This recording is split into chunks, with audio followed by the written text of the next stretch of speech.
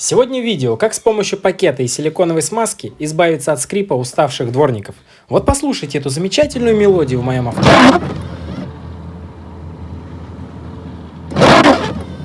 Для начала нам необходимо извлечь этих работяг с рабочего места, после чего берем тряпочку и вытираем всю грязь.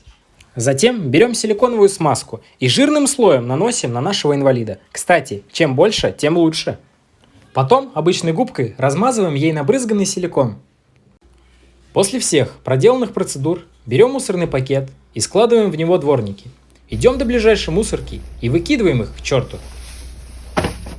Покупаем и устанавливаем нормальные бескаркасные дворники. Друзья, никогда не используйте силикон на дворники. Не слушайте вы этих чушпанских блогеров.